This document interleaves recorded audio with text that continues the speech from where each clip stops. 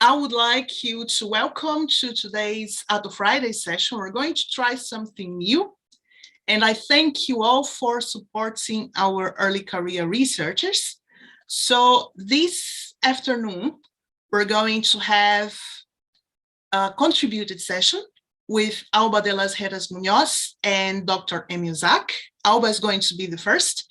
And this session has been organized in the sense that we are going to have a lot of beautiful and twisted things. We're going to hear about vortices and about centrifuge, optical centrifuge. So our first talk is going to be by Alba de las Heras Munoz. She's going to talk about phase and polarization singularities in extreme ultraviolet vector-vortex beams.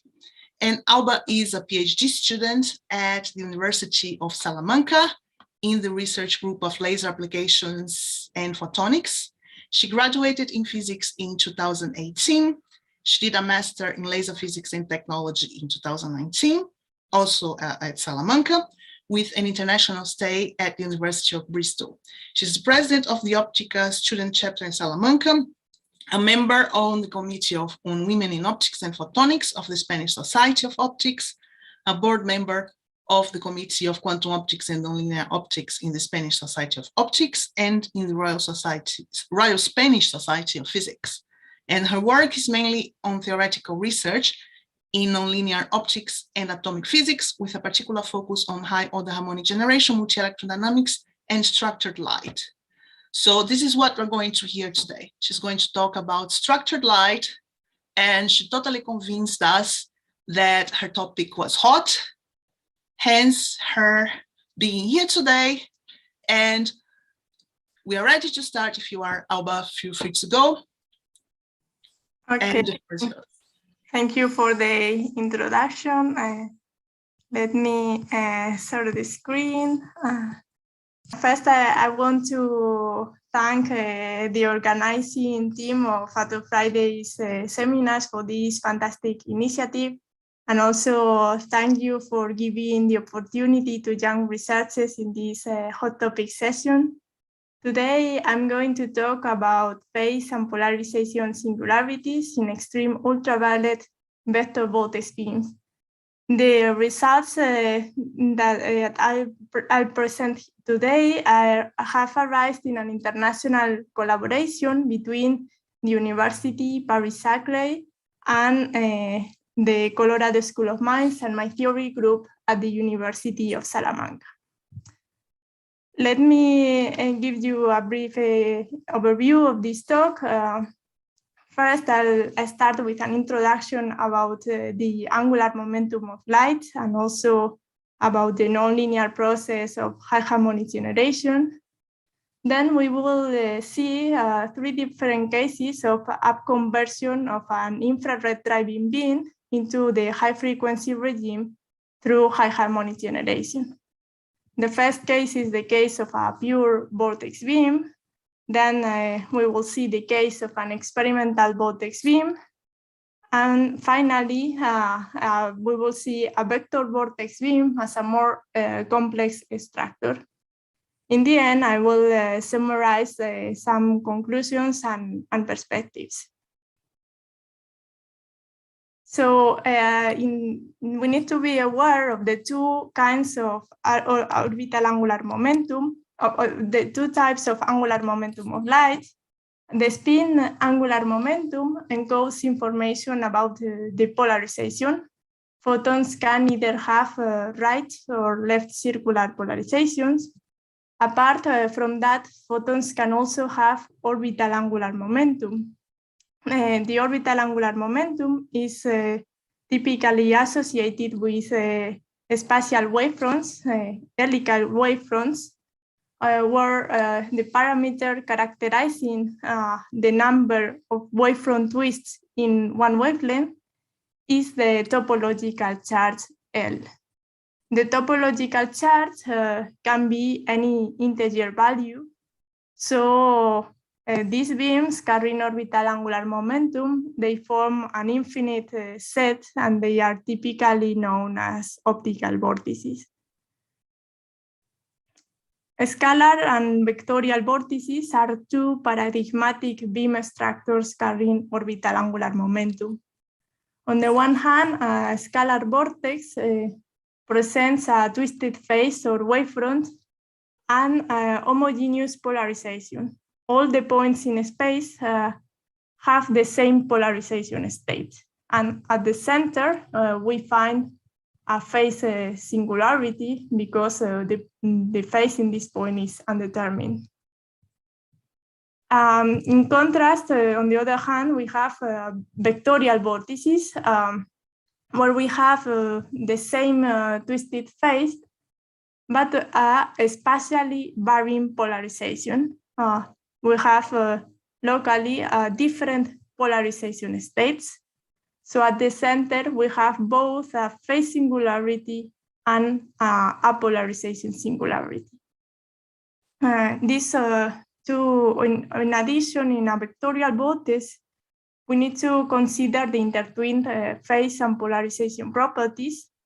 So the topological chart is defined in terms of the Pancharan-Mann phase, and hence we call it a Pancharan-Mann topological chart, and this is the reason why it appears this subindex P, but we will see more about this topological Pancharan-Mann chart later.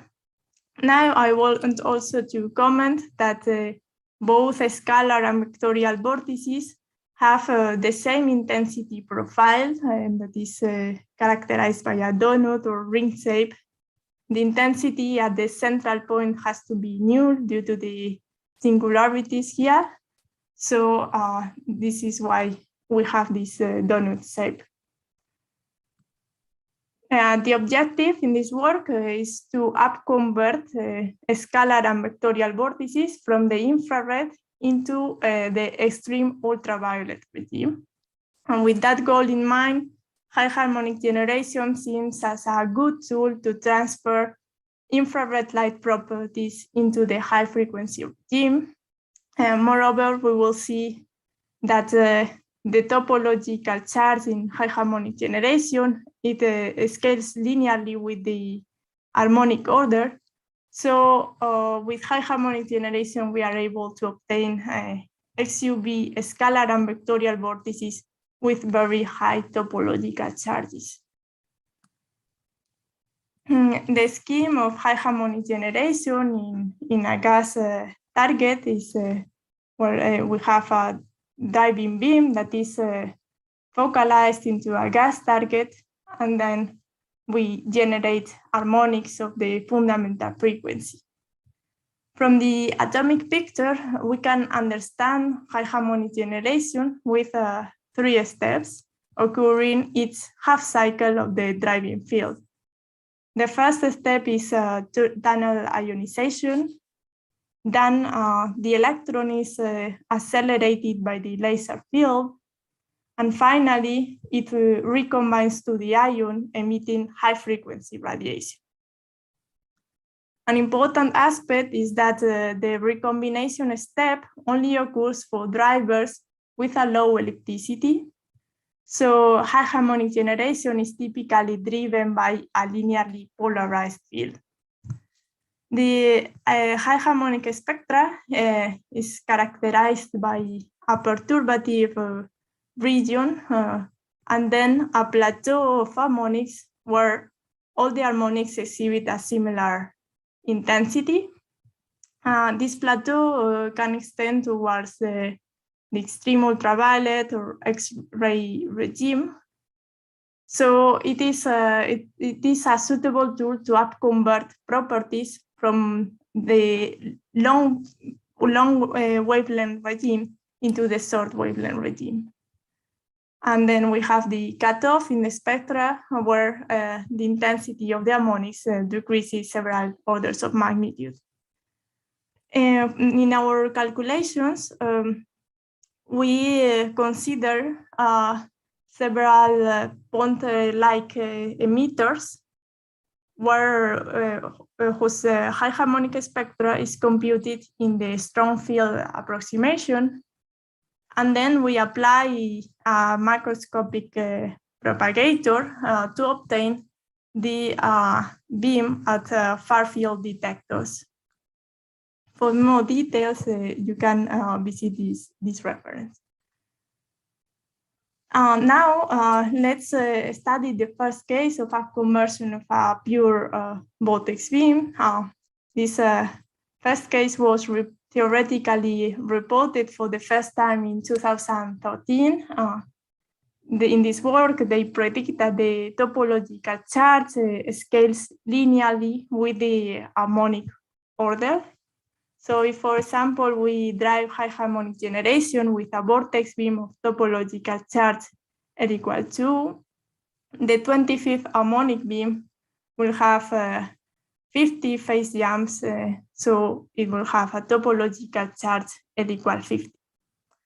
We can compute the topological charge by performing the azimuthal Fourier transform of the complete field. So that because, well, the topological charge and the azimuthal angle are related by a Fourier relationship. So the results of the azimuthal Fourier transform are shown in these bar plots, where we clearly see that we are in a single pure mode situation following the expected scaling. In the spatio-temporal domain, the emission of high order harmonics is give rise to these Autosecond helical structures that are known as Autosecond light springs. Both the selection rule in terms of the topological charge and the Autosecond light springs have been observed in some experiments, and I wanted to emphasize on this one of Romain Munoz in 2016. However, the characterization of very high topological charges in the extreme ultraviolet regime has remained as a challenge. Recently, we have exploited wavefront metrology for a full spatial characterization of the 25th harmonic beam and its driving beam. Our collaborators at Paris-Saclay have been able to characterize both the intensity and phase and wavefront of the infrared and XUV beams using Harman sensors. Remarkably, well, we find that for a vector driver, for a vortex driver with topological charge L equal 4, with a dominant topological charge L equal 4, the 25th harmonic beam presents an overall topological charge near to 100 as expected. Remarkably, we see that a very smooth variation of the wavefront, and this indeed is the highest topological charge that has been reported in the extreme ultraviolet regime. And we take a look at the intensity profile. We observe some modulations and also an imperfect cylindrical symmetry that is pointing out some modal contamination. Indeed, if we do the azimuthal Fourier transform, both for the driving beam and for the 25th harmonic beam, we obtain that small imperfections in the driving beam are greatly amplified in the process of high harmonic generation. So the high harmonic beam has a broad spectrum of topological charges. Even if the overall topological charge follows the expected scaling, we are far from a single mode situation in the harmonic beam. This is confirmed by our numerical calculations. We introduce in our calculations the experimental beam as the input, and then we are able to reproduce some modulations in the intensity and a smooth variation of the wavefront, and also a broad spectrum. The results are in qualitative good agreement with the experiment, even if we are considering just a generation plane, but not an extensive medium. So it seems that the important effect here is the transversal phase matching instead of the longitudinal phase matching. At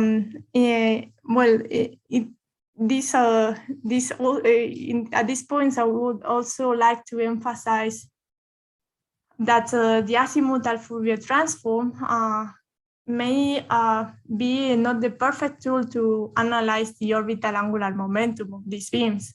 It gives a good intuition about the purity of the beam, but for the orbital angular momentum, it does not follow the variation of the phase along the ring of peak intensity, because it assumes a perfect cylindrical symmetry that is not in the beam. So what the message I want to transmit is that the azimuthal Fourier transform in this case may give an idea that the beam is more contaminated than what it is actually is, because from the variation of the wavefront, we observe such a smooth variation that pointing out the overall topological charge, and therefore we think this is the important characteristic in the harmonic beam.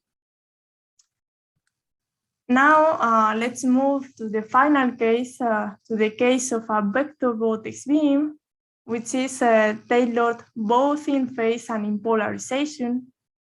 So we've recently demonstrated that a similar selection rule applies for this case if we use the Pancher-Raman topological chart. So the Pancher-Raman topological chart scales linearly with the harmonic order. Also, in analogy with the case of a pure vortex beam, in the spatiotemporal domain, these Vector-Vortex beams give rise to Autosecond light sprints, this time with a spatially varying polarization. However, the upconversion of a Vector-Vortex beam is more complex. Indeed, a Vector-Vortex beam is not an eigenmode of the propagation operator, and hence this beam is transformed during the propagation. So the propagation dynamics can be well understood in terms of two circularly polarized modes, two circularly polarized vortex beams with opposite spin and different topological charges. Let's stop a bit on this seeing where these circularly polarized vortex beams come from. If we write the expression of a Vector-Vortex beam, then we have an exponential term which contains the twist of the phase, and then we have a bracket where we imprint the vectorial character of the beam. So we imprint the polarization structure. Okay, so if we write the cosine and sine in terms of exponentials, and if we move from the linearly polarized basis to a circularly polarized basis, we can obtain the two exponential terms. So we're indicating the topological charge of the right and left circularly polarized vortices. Then the topological charge of a Vector-Vortex beam, as I have mentioned before, it is well defined in terms of the Pancher-Raman phase. The Pancher-Raman phase is a geometrical phase that establishes a relation between two different polarization states. So by setting a reference field, we can establish a well-defined vectorial phase. And using this Pancher-Raman phase, we can define the topological chart in analogy with the typical topological chart, but using the Pancher-Raman phase instead of the scalar phase. In the end, we obtain that the topological Pancher-Raman chart is the average of the topological charges of the circularly polarized modes. So now that we understand where these circularly polarized modes come from, we can understand which is the evolution in the propagation dynamics of the driving beam, and how does this influence the high harmonic generation. Well, the driving beam, it is generated with a clean structure at a certain generation plane. But if we let this beam propagate, for example, if we let this beam propagate to the gas target, then at the gas target, we will have a complex distribution where we have a region of left circular polarization, then a small ring of linear polarization, and an outer ring of circular polarization. This can be observed both from this ellipticity theoretical plot, or also from the experimental characterization of the left and right circularly polarized modes. We have to think that since these two circularly polarized vortex beams have different topological charges, they have different phase and divergence properties, and then the evolution, the propagation is different, so that they don't have a perfect overlap. There is not a perfect overlap of the two circularly polarized modes at the gas target. And the question is, even if we have this complex distribution at the gas target, can we upconvert vector-vortex beams?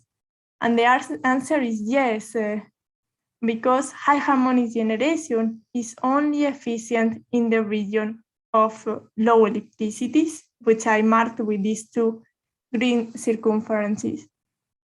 Hence, the harmonic beam is generated with a much simpler profile and with a dominantly linear polarization. So in this panel, we saw the characterization of the vertical polarization projection of the 25th harmonic beam at the gas target, where we see this simpler profile. And more importantly, if we let this beam propagate towards a far-field detector, we observe that the main features are preserved in the propagation towards the far field. This implies that the complex propagation of the driving beam is not directly mapped into the harmonic beam, which shows a much simpler propagation dynamics. This result from this theoretical result is confirmed by our comparison between experiment and theory. So in this panel, we saw the characterization at the far field, and we see that the characterization of the vertical polarization projection indicates that we have a spatially varying polarization, the characteristic of a vectorial beam, which indeed changes from the measurement of the gas target to the measurement of the far field. Indeed, we have a rotation of the polarization structure from the near field to the far field. In the near field, this characterization would correspond to a radial distribution, whereas at the far field, we will have a nearly azimuthal polarization. The reason for this is that the circularly polarized modes have a different dephasing due to the GUI phase. And since the two circularly polarized modes suffer a different dephasing, then we have a rotation of the polarization structure in analogy with the optical activity that is present in circular birefringence, for example. Then, apart from this, we have the characterization of the wavefront, where we identify that the 25th harmonic beam has an overall topological charge of 50 for a driver with topological charge equal to. So it follows the expected scaling in terms of the Pancharan topological charge. Another interesting effect in the upconversion of Vector-Vortex beam is an additional tilt in the polarization structure due to the intrinsic dipole phase associated to the electron quantum path in high harmonic generation. So for this case, the important trajectories are short electron trajectories. We see that when we include the phase in our simulations, when we include the phase of short trajectories in our thin slab model, then there is a good agreement with the strong field approximation. But if we artificially put the intrinsic phase as 0, then there is no shift in the in the polarization. So this polarization shift is necessarily related with the intrinsic phase, and it could be used if we are able to experimentally have a good resolution of the polarization tilt, then it could be used as an indirect measurement of the intrinsic phase. Last but not least, we observed in Vector-Vortex beam an interesting behavior for the high harmonic efficiency. The high harmonic efficiency increases for drivers with a higher topological charge. This can be understood because if we look at the intensity and ellipticity profile of the driving beam, we see that for higher topological charges, the radius of peak intensity that is plotted in black, in this dashed black line, approaches the radius of zero ellipticity, which is in orange. And moreover, we also see in the plots that the slope of the ellipticity flattens for higher topological charges. So drivers with a higher topological charge present a higher intensity in a thicker region of nearly null ellipticity, where high harmonic generation is efficient, and therefore it is reasonable to think that the high harmonic efficiency increases because there is a better overlap of the two circularly polarized vortex beams. In conclusion, we demonstrate the generation of extreme ultraviolet scalar and vectorial vortices. We have been able to characterize high topological charges in the extreme ultraviolet regime through Harman sensors. We have identified some special features in the upconversion of vectorial vortices in high harmonic generation. In particular, we see a smooth beam propagation in the high harmonic beam. There is a polarization rotation from the near field to the far field. Then there is an additional polarization tilt related with intrinsic dipole phase. And finally, the high harmonic efficiency increases for higher topological charges. in the driving beam. So this opens an interesting perspective, for example, the generation of XUV beams with higher topological charges, with higher purity also. It opens other scenarios, like, for example, the orbital angular momentum transfer from light to matter.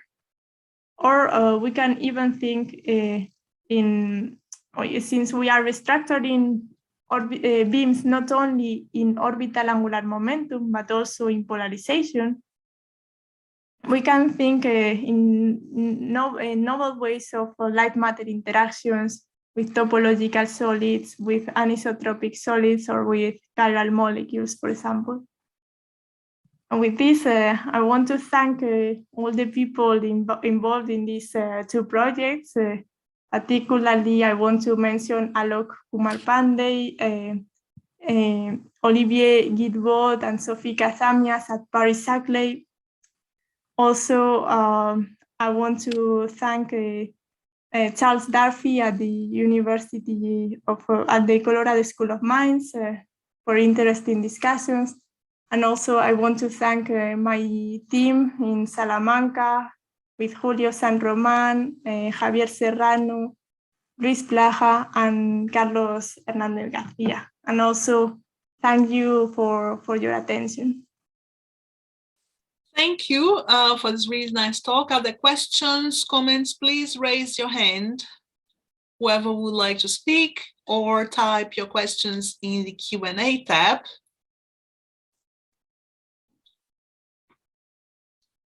With these vortices and these things that you're generating, you mentioned that you could have a look at different targets. Do you have anything in mind? Man, this is a very good question, because we have analyzed the situation in a gas target. But what if we use, for example, a topological solid or anisotropic solid is something that is still to be explored. And since, for example, in the case of anisotropic solids, we have different behavior for different polarizations. These beams, which are structured in polarization, may give some interesting results in terms of how, for example, how can we couple orbital angular momentum and spin angular momentum? Or it may give, and I know that some people in my group in Salamanca are working in studying these Vector-Vortex beams in anisotropic solids. But still is a work in progress. Okay. I would now use the opportunity to thank our two speakers for putting themselves up there and talking here to the community and to everybody. And I thank all the people who have joined and supported not only the initiative, but the early career researchers here today in our area. So huge thanks and see you soon.